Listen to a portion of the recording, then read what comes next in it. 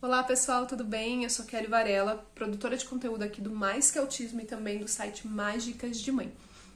Hoje quero conversar com vocês sobre diagnósticos equivocados e o que isso traz para nossa vida como mães, como pais, mesmo para a escola, para essa criança. O que acontece quando temos diagnósticos equivocados? Isso pode acontecer? Acontece aos montes, gente. Então vamos lá.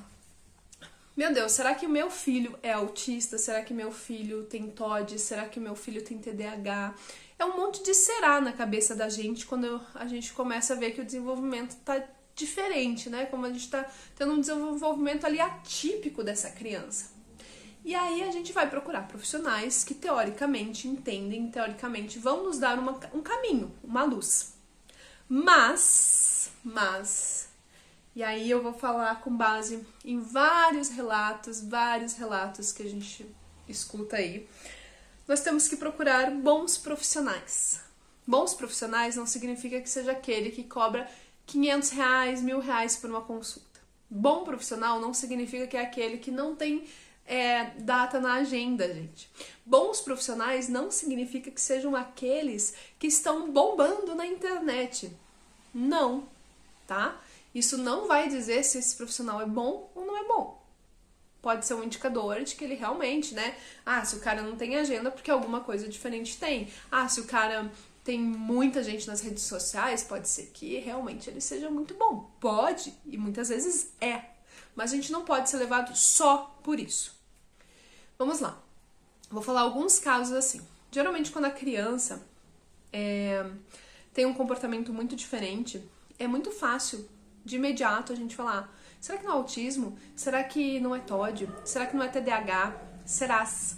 Porque é muito fácil a gente achar que o outro, que a criança tem algo, sem a gente conviver de verdade, sem a gente estudar de verdade aquilo. Porque a gente recebe falsas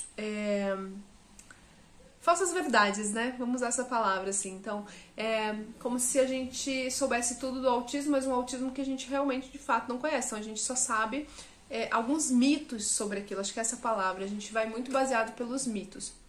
Mas ok, nós como pais, como mães, temos até esse direito, quando a gente não tem ainda um diagnóstico, de ler muitas coisas na internet e achar que aquilo, nossa, isso se encaixa pro meu filho, aquilo se encaixa pro meu filho. Mas nós precisamos procurar um bom profissional que entenda realmente daquilo. Não é porque é um neuro que ele vai saber tudo sobre autismo. Muitas vezes ele não entende nada sobre autismo. Não é porque é um neuro que ele vai entender totalmente de autismo em meninos e autismo em meninas. Porque o autismo em meninas é muito mais difícil de ser diagnosticado, de ser fechado um diagnóstico. Não é porque ele tem um comportamento muito agressivo dentro de casa comigo, que ele já é considerado TOD e é ponto final e é isso. Não. Nós temos que levar em bons profissionais que saibam ler todo o histórico da criança. Além de ler todo o histórico da criança, e eu digo histórico, é o histórico familiar, como é que essa criança se comporta fora com os amiguinhos, como é que essa criança se comporta quando não está comigo, mas está com a família, como que essa criança se comporta na escola. Tem que ser feito um apanhado. Não é só a criança chegar no consultório, em 5 minutos de consulta, esse profissional dizer: é autista, ou é TOD, ou é TDAH, ou, meu Deus, essa criança precisa de um remédio. Cara, não é isso. A gente tem que tomar muito cuidado, porque muitos profissionais a gente tem visto ultimamente, eles estão fechando o diagnóstico em 5 minutos, em 15 minutos de consulta, que é o tempo do plano de saúde.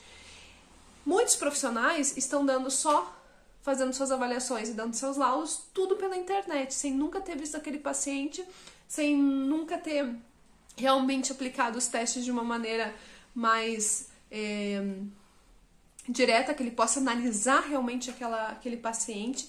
Então está sendo feito tudo muito de uma forma rápida, apressada e muito distante.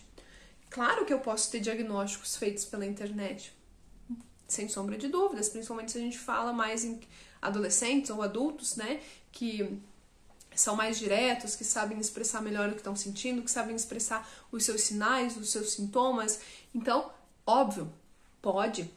Não vamos dizer que a internet não pode, que o profissional de saúde não pode trabalhar nessa área. Pode. Mas a gente tem que tomar muito cuidado.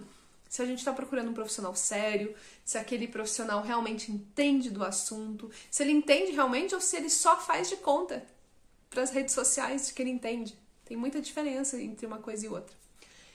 Nós temos que, quando vai procurar um neuropediatra, quando ligar para lá, para a secretária, pergunta, olha, ele entende de autismo? Como que é a avaliação que ele faz? Não tenha vergonha de perguntar. Não tenha vergonha de perguntar em grupos. Não tenha vergonha de conversar com outras mães e ter o relato delas. Ok? Porque muitas vezes você vai em 5 minutos da consulta e você sai com um diagnóstico, com um laudo ali, que vai confundir sua vida pro resto da vida. Que vai, né, impactar demais na sua rotina, na sua disposição familiar, que vai levar para uma terapia, vai levar para não sei o que, vai gastar muito dinheiro. Então a gente tem que saber, fora o impacto que isso tem na vida daquela pessoa, ok? Na vida da criança, na vida do adolescente, na vida do adulto. Então tem que ser profissional bom, tem que ser um profissional qualificado e tem que ser um profissional que realmente te escute, que realmente analise o antes, o durante a consulta e que muitas vezes não, só com isso não vai conseguir, então ele vai pedir uma avaliação fora, vai avaliar mais alguns testes, vai fazer mais algumas questões para que ele possa chegar a um diagnóstico correto, ok? Porque olha, eu conversei só essa semana, acho que com umas 4 pessoas, que na primeira consulta, em consultas rápidas eu tô falando, tá, gente? Receberam o diagnóstico ou de autismo, ou de TOD, ou de outras questões, e aí saíram de lá dizendo, olha, seu filho tem que fazer tantas horas de terapia, seu filho tem que tomar tal remédio, seu filho tem isso, tem aquilo. E né, o impacto na vida. É um impacto muito grande na vida. E aí quando foram para outros profissionais, seja para o psicólogo, seja para o psicopedagogo, seja para outros, esses profissionais começaram a dizer, será que realmente? Olha, eu não enxergo esses padrões. Por quê? Porque esse profissional consegue enxergar. Porque ele fica mais tempo com a criança, ele fica mais tempo acompanhando o desenvolvimento desse adolescente em consultório. Ele não fez aquilo em 15 minutos, ele vai toda semana ali, né? No mínimo 1 hora por semana ele tá observando. Então ele consegue dar pra gente assim, olha mãe, olha pai, vamos acender essa luz, pode ser que não seja isso. Eu procuraria uma segunda opinião. E ok procurar uma segunda opinião.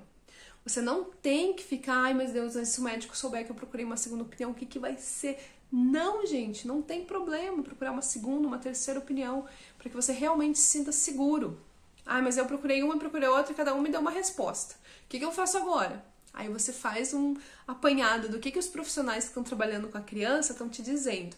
Olha, eu acho que é isso mesmo. Olha, eu acho que é o caminho do que o B tá falando. E aí você tira suas conclusões, aí você segue aquilo que a maioria das pessoas está te falando. O que a maioria dos profissionais que você confia está te falando. E aí vamos tomar cuidado também, né? Muitas vezes a gente tem o diagnóstico, a gente tem a certeza ali e a gente não quer admitir. Então a gente fica procurando segunda, terceira, quarta opinião.